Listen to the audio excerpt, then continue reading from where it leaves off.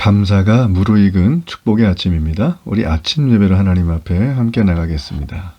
오늘은 마태복음 13장 1절에서 17절까지의 말씀을 우리 함께 읽으시고 하나님 말씀을 나누겠습니다. 제13장. 그날 예수께서 집에서 나가사 바닷가에 앉으시매 큰 무리가 그에게로 모여들거늘 예수께서 배에 올라가 앉으시고 온 무리는 해변에 서 있더니 예수께서 비유로 여러 가지를 그들에게 말씀하여 이르시되 씨를 뿌리는 자가 뿌리러 나가서 뿌릴새 더러는 길가에 떨어짐에 새들이 와서 먹어버렸고 더러는 흙이 얕은 돌밭에 떨어짐에 흙이 깊지 아니하므로 곧 싹이 나오나 해가 돋은 후에 타서 뿌리가 없으므로 말랐고 더러는 가시떨기 위에 떨어짐에 가시가 자라서 기운을 막았고 더러는 좋은 땅에 떨어짐에 어떤 것은 100배 어떤 것은 60배 어떤 것은 30배의 결실을 하였느니라. 귀 있는 자는 들으라. 제자들이 예수께 나와 이르되 어찌하여 그들에게 비유로 말씀하시나이까?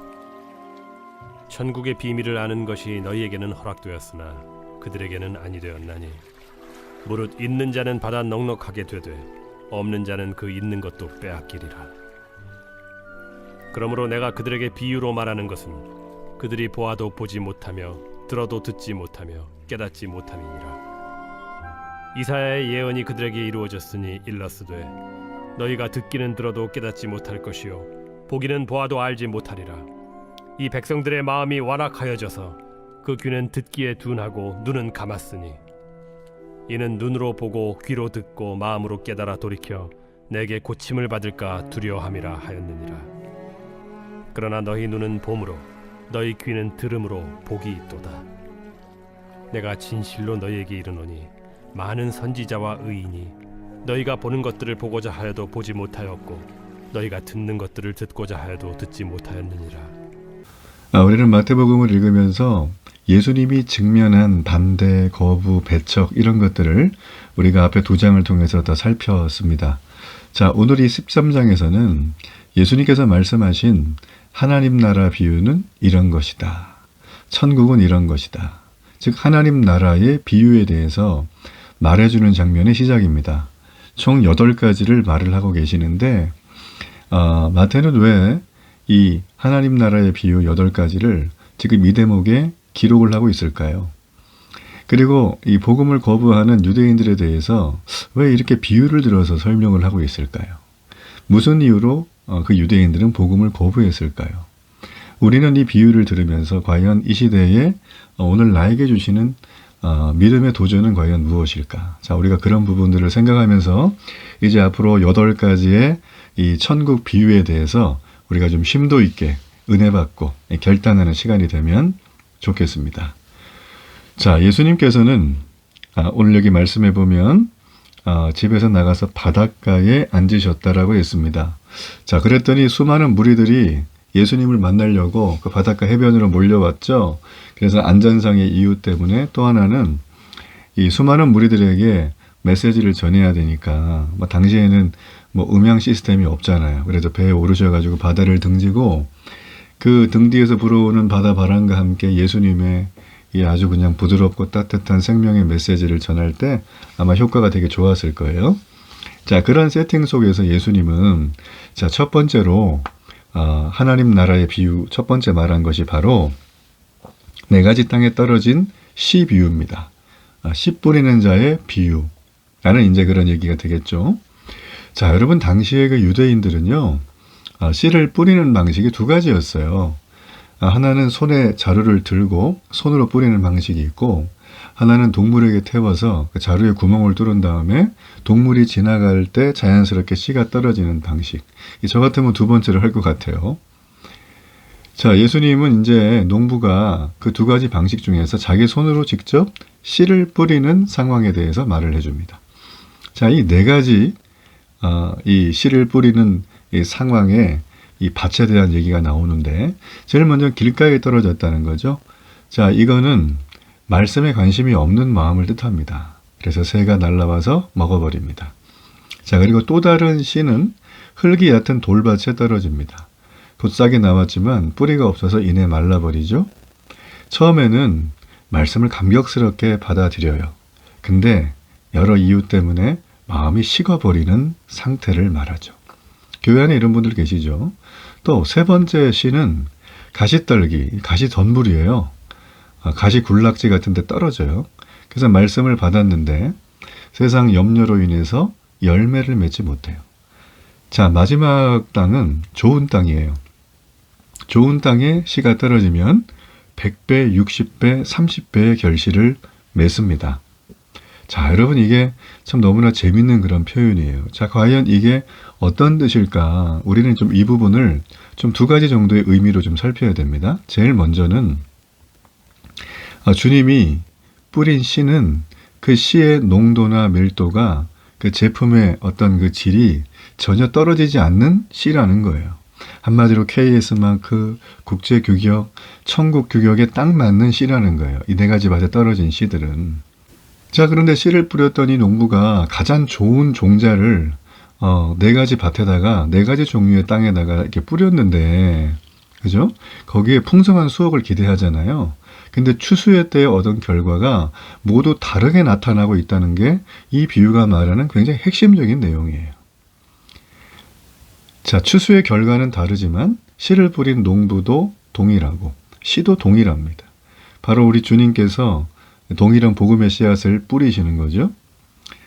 그래서 하나님 나라의 비밀을 드러내는 이 계시의 말씀은 누구에게나 동일합니다. 어린아이한테도 동일하고 많이 배운 사람한테 동일하고 인종과 민족과 대륙을 떠나서 다 동일해요. 자, 이게 바로 하나님의 놀라운 자비로운 사랑이에요. 우리가 매 주일마다 이 강단에서 선포되는 주일 메시지, 설교 말씀을 생각을 해보십시오. 자, 말씀에 귀를 기울이는 사람들은 벌써 예배 오기 전부터 자세가 다릅니다. 예배도 미리 오실 뿐만 아니라 아주 단정하고 마음을 준비해서 오셔서 말씀을 들을 준비를 해요. 기도하면서 찬양하면서 마음밭을 잘 고릅니다. 그죠? 그분이라고 왜 조금 전까지 여러 가지 어려움과 힘든 문제들 때문에 고민하지 않으셨겠어요. 그러나 하나님 말씀에 관심이 있고 하나님 말씀을 듣고자 하는 갈망이 있는 분들은 이런 태도를 취해요. 그런데 말씀에 관심이 없는 분들은 대부분 늦어요. 지각을 하고 또 와서도 좁니다. 그리고 뭐 계속 딴짓하죠. 요즘 뭐 스마트폰을 너무 예배 시간에 많이 보는 것 같아요. 요즘 사람들이 뭐 이렇게 된 거는 휴대폰이 나온 다음부터 한 25년, 30년쯤 된 것 같죠. 예배 시간에는요, 죽고 사는 문제 아니면 휴대폰 그냥 제가 볼 때는 끄는 게 좋아요. 예, 뭐 무음으로 하든지 가방에 놓고 쳐다보지 말시든지 뭐 성경을 봐야 됩니다. 글씨가 작아서 앞에 화면 나오는데 그 화면을 보시면 되죠. 그죠? 그래서 휴대폰에 손이 가는 순간 한 뭐 30초, 한 50초 정도 사이에 그 흐름을 이렇게 끊어져요. 그게 영적으로 막 주시는 은혜가 막 들어오는데 갑자기 문이 확 닫히는 거예요. 내가 술을 닫아버린 거죠. 그죠? 예, 여러분 보세요. 말씀에 귀를 기울이는 사람이나 말씀에 관심이 없고 그냥 의무적으로 교회 와서 앉아있는 사람이나 선포되는 말씀의 질이나 밀도는 동일합니다. 그죠? 하나님은 결과가 좋지 못할 거다 이런 예상이 있으셔도 은혜를 축소하지 않으세요. 하나님 모든 사람이 구원받기를 원하시기 때문에 차별 없이 당신의 말씀을 우리에게 동일하게 들려주십니다. 하나님의 이 넘치는 자비와 긍휼이 사랑이 우리같이 영적으로 어둡고 무관심한 자들에게도 말씀을 전해주시는 이유이자 동기예요. 그래서 여러분 하나님은 사랑이에요. 우리가 하나님을 사랑해야 될 이유는 이 사랑을 먼저 받았기 때문에 그렇습니다. 그러니까 우리는 어떻나요? 우리는 하나님처럼 사랑이나 자비나 긍휼의 마음이 부족하죠. 그래서 사람들을 보면 쉽게 우리 판단합니다. 이 사람은 생긴 게 별로고 배경이 이렇고 공부가 짧고 그래서 뭐 이런 만나면은 복음을 전해주는 걸 주저해요. 그러나 하나님은 모든 밭에 차별 없이 주신 좋은 씨를 우리에게 다 주신 것을 기억해야 되는 거죠. 하나님 주신 걸. 그래서 우리는 하나님의 말씀을 전하는 일에 최선을 다해야 됩니다. 이 사람은 제끼고 이 사람은 별로고 복음을 전하는 일은 그런 거 없습니다. 받아들이는 건 그 상태, 그 사람의 몫이라는 거예요. 자, 여러분 그러므로 우리는 좋은 믿음의 신실한 농부가 되어서 모든 밭에 항상 품질이 일정한 이 복음의 씨앗을 뿌리는 그런 마음으로 사기를 축복합니다. 자, 우리가 또 하나 살펴야 될 게 있는데요. 보면 당시에는 땅을 경작하고 씨를 뿌리는 그 스타일이 요즘이랑 좀 다릅니다. 우리 한국은 어떻습니까? 이 겨울 동안 얼었던 땅을 이렇게 갈아엎죠. 예, 뭐 옛날에 소에다가 뒤에다 쟁기를 달고 갈아엎는 걸 제가 종종 봤어요. 경운기에다 하기도 하고 요즘 뭐 기계들이 더 많이 하더라고요. 왜 그렇게 하는 거죠? 예, 묵은 땅을 기경을 해야지만 거기에 이 토질이 섞이면서 영양분도 좋아지고 공기가 들어가면서 생물도 살고 그럴 때 씨가 거기 뿌려지면은 이게 잘 담겨서 이게 잘 자라게 되는 거예요. 근데 이스라엘의 이 당시의 농사법은 경작을 안 하고 그냥 씨를 뿌립니다. 땅에다가. 그러니까 그 땅에 뭐가 있을까요? 경작을 안 했으니까. 딱딱하기도 하고 뭐 가시도 섞여 있고 돌도 있고 뭐 길가에 떨어지기도 하고 때로 뭐 좋은 땅에 떨어지기도 하겠죠. 그죠? 이게 전혀 다른 거예요. 그러니까 뿌려놓은 다음에 그 땅을 경작하는 거예요. 방식이 달라요. 자, 이걸 우리가 영적인 의미로 좀 보자는 거예요. 우리가 하나님 말씀을 예배 시간에 듣습니다. 설교를 들어요. 근데 어떤 사람은 마음이 돌밭이에요. 근데 어떤 사람은 완전 옥토 좋은 땅이에요. 그렇죠? 자, 여러분 어떤 사람은 돌밭이고 어떤 사람은 좋은 땅이다. 그러면 우리가 어떻게 해야 될까요? 그냥 내버려 둬야 될까요?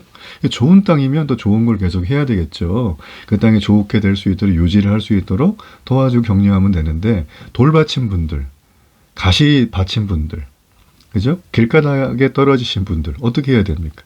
그 씨가 사탄 마귀가 와서 뺏어가지 못하도록 우리가 적극적으로 도와야 되는 것입니다. 그게 공동체가 해야 될 일이에요. 그리고 또 하나 그 도움을 받는 사람들은 스스로 내가 그 땅을 갈아엎어야 됩니다. 내 마음밭에 길가밭도 있고 돌밭도 있고 가시도 있고 좋은 땅이 다 혼재해 있거든요. 우리는. 그래서 이거를 이 가시와 돌을 제거하는 일들을 내가 하는 거예요. 품질은 동일한 말씀이지만 그 동일한 말씀이 내게 은혜로 충만하게 오기 위해선 그 막혀있는 그 싱크대 하수구가 막히면 물이 안 빠지잖아요. 그러면 싱크대 못 쓰죠. 그걸 뚫어야 쓸 수 있는 것처럼 그 뚫는 작업은 내가 하는 거예요. 내가. 그래서 어떻게 합니까? 싱크대를 잘 쓸 수 있도록. 그리고 내게 떨어져 있는 이 말씀이 내 삶 속에 뿌리가 내릴 수 있도록 하는 것은 우리가 해야 될 것이다. 그래서 좋은 땅을 만드는 건 우리가 해야 됩니다. 우리가.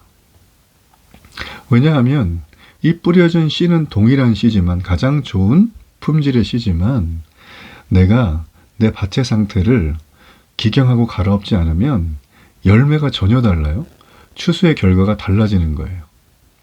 말씀을 듣고 잊어버리고 삶에 적용하지 않고 무관심으로 일관한다라든지 다른 사람들의 비난과 세상이 주는 압력 때문에 하나님 말씀을 등한히 한다면 결코 제대로 열매를 맺을 수 없습니다. 여러분 그렇기 때문에 말씀을 듣는 자들은 자신의 마음이 좋은 땅과 같은 마음이 되도록 간절히 하나님을 의지하고 사모해야 돼요. 단단하게 굳어있는 이 마음을 부드럽게 만들어주시고 마음속에 품은 죄악의 잡초들을 제거해달라고 성령님의 도움을 의지해야 됩니다. 또한 염려와 근심, 세상의 즐거움에 빠져서 하나님 말씀에 관심 없는 이 영적인 상태를 회개해야 돼요. 말씀을 겸손하게 받아들일 수 있는 마음을 구해야 됩니다. 하나님은 우리의 간절한 간구를 들으시고 겸손하고 부드러운 마음을 허락해 주세요. 그리고 풍성한 좋은 땅이 되어서 열매를 맺을 수 있도록 성령께서 역사해 주십니다. 여러분 그것이 바로 10절부터 17절까지의 내용이에요. 이해가 되시나요? 네, 그래서 여기 말씀 보면 어떤 말씀이 있습니까? 네. 무릇 있는 자는 12절에 받아 넉넉하게 되되 없는 자는 그 있는 것도 빼앗기리라. 무서운 말이에요. 네. 이 비유는 각자의 미래가 아주 명확하다는 걸 보여줘요. 그렇죠? 예. 11장과 12장에서 예수님을 반대했던 유대인들은 예수님의 비유를 듣고 봄에도 불구하고 이게 무슨 말인지 몰라요. 이사야 예언처럼. 그래서 그들의 구원의 가능성은 완전히 사라지는 거예요. 그러나 소수의 믿음의 사람들이 그때도 있었죠. 이 사람들은 이 비유를 듣고 하나님 나라를 더 잘 이해하게 됩니다. 놀랍죠? 그래서 이들은 정말 하나님께서 믿음의 좋은 땅이 되기 때문에 정말 그의 삶은 하나님께서 허락하신 여러 배를 받고 상급을 받는 삶이 된다는 거예요. 여러분, 그러므로 우리가 우리 스스로 하나님 말씀을 얼마나 내 마음속에 간직하고 실천하고 있는가를 돌아봐야 됩니다. 내 주변에 들리는 수많은 정보들, 세속적이고 예수님 믿지 않은 사람들의 말과 뉴스와 가십을 듣고 여러분, 가게를 계약하지 마세요. 새로운 사업을 시작하지 마세요. 여러분 인생의 중요한 결정을 하질 마세요. 그러면 문제가 생깁니다. 우리는 주변에 들리는 수많은 정보가 아니라 하나님 말씀에 집중해야 될 줄 믿습니다. 그러기 위해서 날마다 말씀을 읽으십시오. 그리고 깊이 묵상하시고 그 말씀을 일상에서 실천할 때 성령께서 우리를 변화시키고 우리의 인격을 그리스도를 닮도록 하십니다. 좋은 씨는 좋은 땅에서 효과를 발하는 거예요. 앞에 있는 새 땅은 쓸모가 없어요. 여러분의 땅을 다시금 점검하고 새롭게 시작하는 이 하루가 되기를 축복합니다. 결단의 기도를 드립니다. 살아계신 하나님, 은혜를 감사합니다. 내가 한번 말씀을 받았다고 열매를 맺는 게 아닙니다. 여러 유혹과 시험을 이겨내며 끝까지 말씀을 품어 100배를 맺는 좋은 땅이 되게 하소서. 예수님의 이름으로 기도합니다. 아멘.